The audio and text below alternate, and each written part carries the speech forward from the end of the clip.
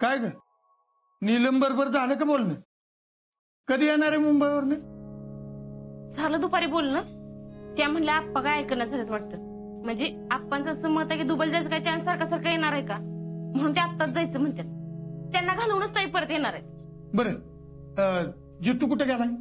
ते रानात गेल्यात. टोळी आल्या ना, तोड करायचे ना.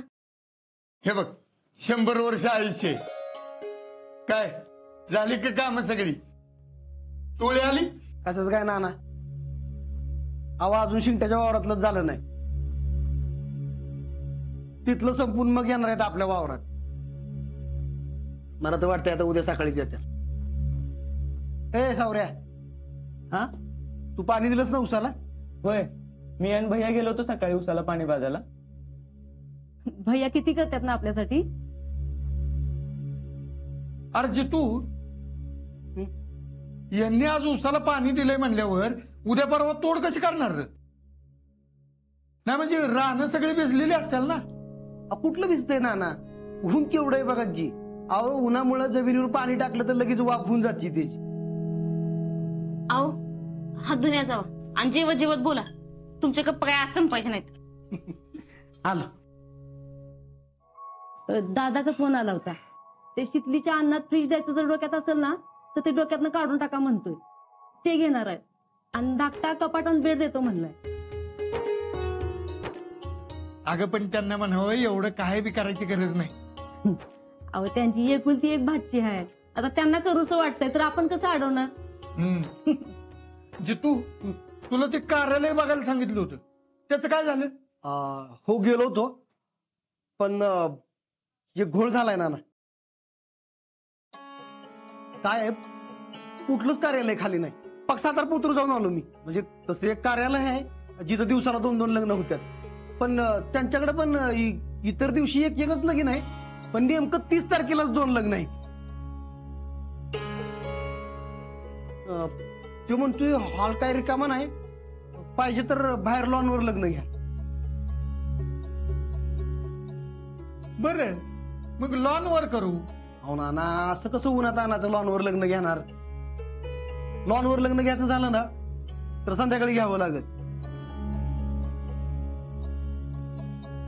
म्हणजे सकाळी सगळं कार्यक्रम होणार, ती झालं की दुपारचं जेवण, परत संध्याकाळी लगीन झाल्यावर संध्याकाळच्या जेवणाचा खर्च पण आपल्या अंगावर पडल. म्हणजे डबल सगळं खर्च होईल ना. हॉलचं भाडं असते 25,000 आणि लॉनचं 50,000. सगळं डबल होऊन बसल नाना. मग कसं करायचं रे? मी काय म्हणतोय, म्हणजे बघा चालत असलं तर दारातच लग्न लावून देऊ. म्हणजे कसं आहे, हॉलला पैसे देण्यापेक्षा त्या 20-25 हजारात पुरीला काहीतरी दागिनं तर होईल. आणि जेवणाचं काय, देवळात जेवण घेऊ. आपण पुष्पा ऐकल का? तिचं म्हणणं आहे की लग्न चांगल्या ठिकाणी व्हायला पाहिजे. हे बघा एवढं काटकसरीनं वागायची काहीच गरज नाही. शीतलच्या लग्नासाठी आपण काहीच सोय करून ठेवली नाही असं तर नाही ना? अहो पण सगळा लोड एकदम आपल्यावर अचानक आला तर? त्याची काय काळजी करायची गरज नाही वहिनी. कार्यालयात लग्न करायचं असलं ना कार्यालयात करू.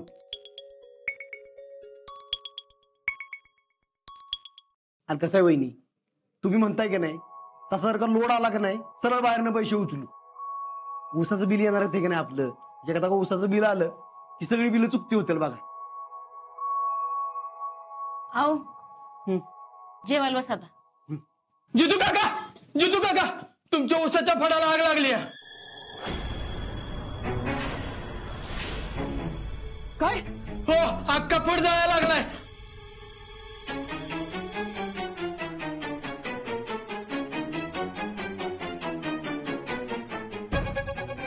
काय रे शेखर? अरे ऊस नाना काय झालं? अरे ऊसाचा फड पेटलाय. काय?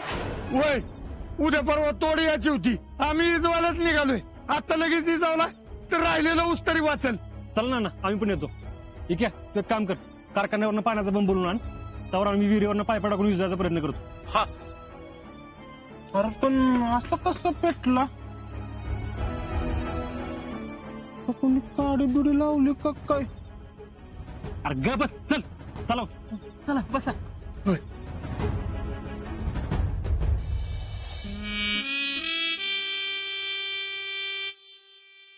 टॅलेंट व्हॉट इज दिस? 9 वाजले तरी दिवा लावला नाही अजून तिने. हा, शुभं करोति कल्याणम आरोग्यम धन संपदा. भैया हो भैया, अरे जम्या हळू. काय झाले तुला माहितीये का? काय अरे पवारांच्या उसाचा फड पेटलाय. काय? सगळं गाव गेले विजवायला. चला आपण पण जाऊया. अरे पण कशामुळं? कसं ते मला काय माहित.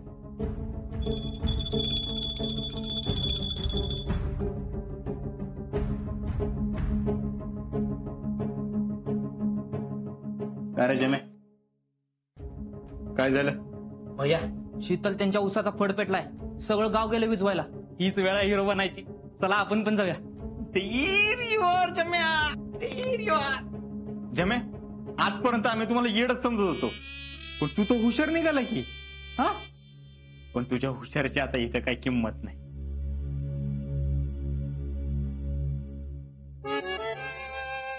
कारण जिथं आपण पेटवतो तिथं विजवायला कधीच जात नाही.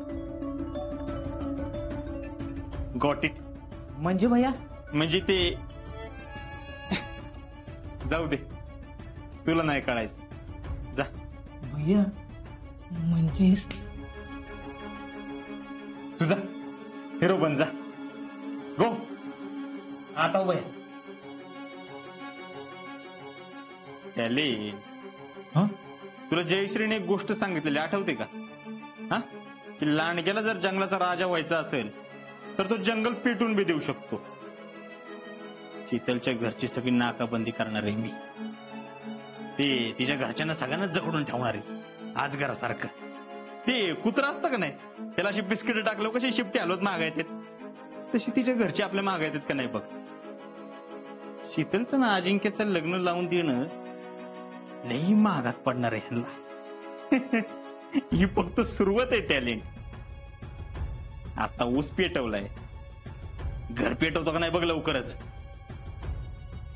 नाही शीतलच्या संसाराची राख रांगोळी केली ना तर नाव सांगणार नाही. हर्षवर्धन उर्फ भैया साहेब देशमुख.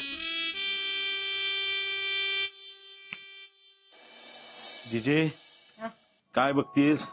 काय नाही र, रोजचीच मालिका बघत्या. आणि तुम्हाला एवढा उशीर का झाला याला? अहो पूजा तरी संपायला पाहिजे का नाही? कशी झाली पूजा? अहो जेवढा आपण लग्नात खर्च करणार आहे ना तेवढा पूजेला केला होता त्यांनी. असली पूजा कुठंच बघितली नाही बाई मी कधी. काय ग पुष्पे, पोराचं घरदार आहे का चांगलं? चांगलं डोळ्या गरा गरा फिरतेल असा बंगला बांधलाय पोराने, ते बी सत्ताच्या जीवावर. जिजी लईच कष्टाळू पोरगा आहे आणि घरी दोघच असतात, त्यो आणि तिची आई. आणि आई तर घरात असून नसल्यासारखी आहे बर का, म्हणजे एकदम शांत. आता लहानाचं मोठं झालंय मामाकडच, पण मामाच्या घरात राहत नाही. मामाचं घर सेपरेट आहे आणि ह्यांचं घर सेपरेट आहे. अहो लई म्हणजे लईच मोठा बंगला आहे. मला तर बाई जेडीचं लईच कौतिक वाटायला लागलंय. ती तिथं राणी सारखी राहील, राणी सारखी. जेडीच्या अंगावर काल दागिनं बघितलं का नाही? ती काहीच नाहीत. आज बघायला पाहिजे होतं. 12 तोळं डाग होता अंगावर, 12 तोळं. काय बी म्हणा, पण नशीबच काढलं बाई माझ्या पोरीनं. जी ओळखायला आपण चुकलो का नाही ती माझ्या पोरीनं बराबर ओळखलं. तशी माझीच लेख आहे म्हणल्यावर चुकायची नाहीच म्हणा, पण काय बी म्हणा लई चांगलं झालंय तिचं. आणि हा अजून एका गोष्टीचा मला लई आनंद आहे. घरातली समधी सूत्र तिच्याच हातात आहेत. चला, हाय ना घरचं सगळं चांगलं, मग काळजी नाही. आता आज्याचं लगीन झालं आणि शीतली काय एकदा ह्या घरात लग्न करून आली की मग तर कसलीच काळजी नाही बघ. आशा, अरे काय झालं? अरे नानांच्या रानातलं ऊस अचानक पेटला. काय? वय, अरे सगळा ऊस पेटलाय. आम्ही विजवायचा प्रयत्न केला आणि कारखान्यावरनं बंबी आणला. किशे बापूच्या हिरीवर, नानांच्या हिरीवर 3 मोटरी लावल्या तरी काय उपयोग झाला नाही. मला वाटतंय फक्त 1/6 एकर ऊस राहिला असेल, बाकी सगळं रान गेलंय. नाना कुठे आहेत रे? आताच गेले सगळी घरी. चल आपण त्यांच्याकडे जाऊ. थांब मी कपडे बदलून आलो. असं कसं विपरीत झालं? काय माहित. आता ऊस पेटलाय म्हणल्यावर पैशाला खड्डाच पडला असेल. लगीन तरी बरं लावून देतील ना, का दगडातच लावून देतील बघा. पुष्पे अगं तिकडे झालंय काय, तू बोलतेस काय? काय म्हणजे? एक तर मला माझ्या पुरीचं लगीन थाटामाटात करता आलं नाही. कुणामुळं? अजिंक्यांच्या लग्नामुळं. आता अजिंक्यांचं लगीन जोरातच झालं पाहिजे. आणि आत्ताच सांगून ठेवते, जरा जरी त्यांनी काही कमी केली ना तर मी हाय ते हाय, बघतेच मी. चल. देवा पांडुरंगा, काय रे हे विपरीत घडलं? आता माझ्या आजीचं लग्न कसं व्हायचं? विठ्ठला पांडुरंगा.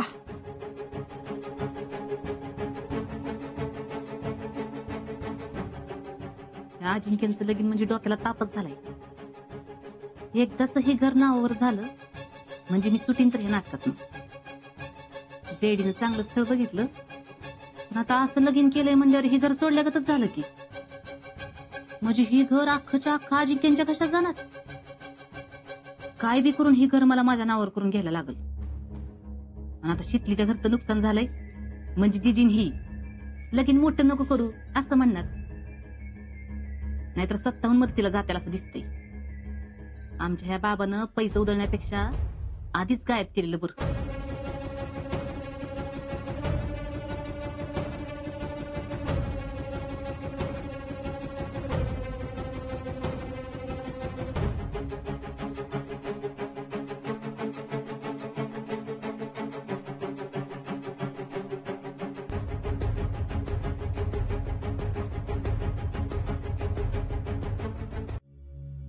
जितू, अरे नको एवढं मनाला लावून घेऊ.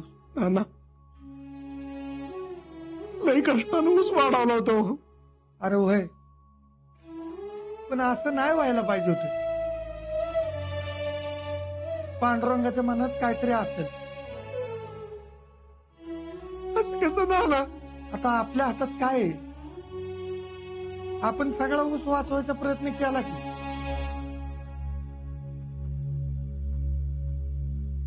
पण नाही झालं.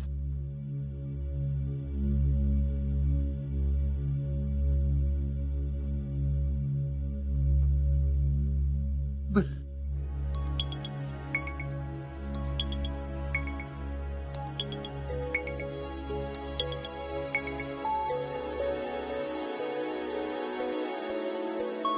आम्ही जेडीच्या घरी गेलो होतो. आत्ता पोहोचलो घरी तेव्हा आज्यानं सांगितलं, लगोलग इकडे आलो. नाना, कसं काय झालं हो सगळं? काय झालं, कसं झालं काय माहित, पण नेमकी लग्नात अडचण आली.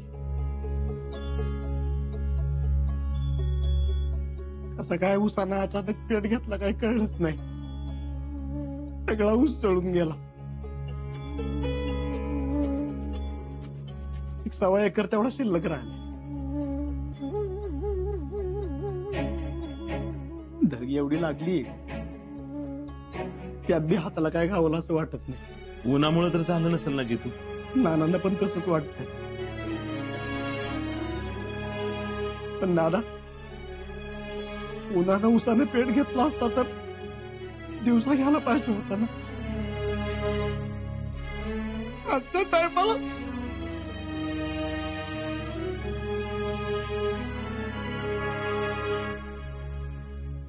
अरे जे आपल्या नशिबात होतं ते झालं. आता त्याच्यावर चर्चा करून काय उपयोग आहे? जे झालं ते झालं. आता पुढं काय करायचं ते बोलू.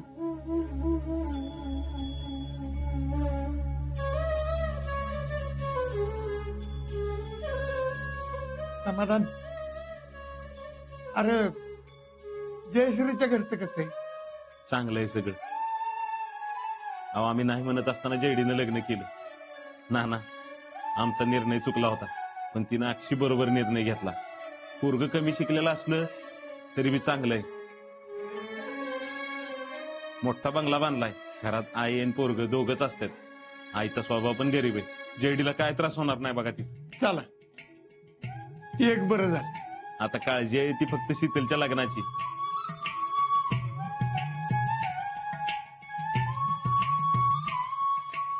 नाना मी काय म्हणतोय, असं झालंय म्हणल्यावर आपण काळजी करू नको समाधान.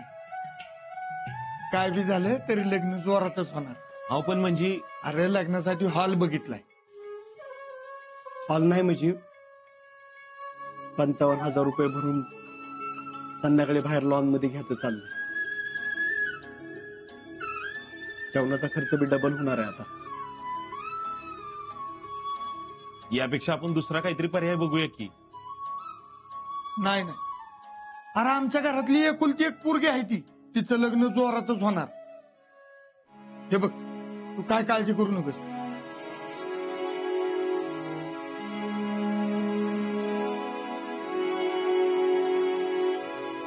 ही अशी चर्चा करण्यात वेळ वाया घालवण्यापेक्षा आपण पटापटा कामाला लागूया. काय झालं? तुमचं लय मोठं नुकसान झालंय. वय जितू काकाने एवढा घाम गाळून ऊस पिकवला होता आणि जाऊ दे, जे नशिबात आहे ते नाही टाळता येत. वय पण शितले तुमचं एवढं मोठं नुकसान झालंय आणि त्यात आपल्या लग्नाचा खर्च. आपलं लग्न जरा जास्तच खर्चिक होतं असं नाही वाटत तुला? वय पण आता लग्न म्हणल्यावर खर्च होणारच की. अगं पण प्रत्येक जण जर असा विचार करत असेल तरी परिस्थिती कशी बदलणार? आपल्याला स्वतःहून काहीतरी निर्णय घेतला पाहिजे. म्हणजे मला असं वाटतं की आपल्या लग्नावर जो खर्च होणार आहे ना तो विनाकारण होणार आहे. हा म्हणून आपण रजिस्टर लग्न करूया असं माझं मत नाही. कारण लग्नात आपल्या आठवणी असतात आणि रजिस्टर लग्नात कोणालाच आनंद घेता येत नाही. वय जेडीनं असं लग्न केल्यामुळं तिच्या लग्नात बी कोणाला जाता आलं नाही, म्हणून सगळ्यांना आपल्या लग्नात आनंद घ्यायचा आहे. पण म्हणून या लग्नापायी नानांच्या डोक्यावर पैशाचा डोंगर नाही ठेवायचा मला. त्यामुळे मी एक निर्णय घेतलाय. काय? 30 मेला सामूहिक विवाह सोहळा होणार आहे. सामूहिक विवाह सोहळा म्हणजे? म्हणजे बघ विधी सगळे सारखेच होतात, पण एका लग्नाला जेवढा खर्च येतो ना तेवढ्याच खर्चात 25 ते 30 जणांची लग्न होते. अरे पण हे असं कसं लग्न? अगं काय होतंय, सगळा खर्च तर सामूहिक असतो आणि खर्च सामाजिक संस्था करते. आणि आपणच असं ठरवलं की एकच लग्न मोठं करण्यापेक्षा ना 3-4 जोडप्यांनी एकत्र येऊन लग्न केलं तर आनंद बी घेता येईल आणि आर्थिक बचत बी होईल, जी आपण आपल्या भविष्यासाठी वापरू शकतो. आणि सामूहिक विवाह सोहळ्यात कुणी श्रीमंत गरीब असं काय नसतं. तुला नाही पटलं का? हे बघ मला माहितीये प्रत्येक मुलीचं स्वप्न असतं की आपलं लग्न थाटामाटात व्हावं आणि त्यांच्या घरच्यांचं बी तेच मत असतं. त्यात तू 40 पिढ्यानंतर झालीच म्हणल्यावर तुझ्या घरच्यांच्या तर लय अपेक्षा असतील. पण शितले मी जो निर्णय घेतलाय ना आपल्या सगळ्यांच्याच फायद्याचा आहे. मला माझा निर्णय तुझ्यावर लादायचा नाही. तुला जर आवडत असेल तरच आपण करूयात, नाहीतर मला काहीच प्रॉब्लेम नाही. आपण तसंच करू. आणि तुझ्यासाठी तर मी काय बी करू शकते. भाऊजी तुम्ही फक्त देशाच्या रक्षणाचं नाही तर सामाजिक भान ठेवून विचार करता याचा मला लई गर्व आहे. लग्न सामूहिक सोहळ्यात करायला मला काहीच प्रॉब्लेम नाही, पण घरातले तयार होताल? अगं तू एका फौजी सोबत लग्न करायला घरातल्यांना तयार केलं, आता काय अवघड आहे? आता मी एकटी नाही, आपण दोघांनी मिळून घरातल्यांशी बोलायचं. आता आपलं लग्न सामूहिक विवाह सोहळ्यातच होणार.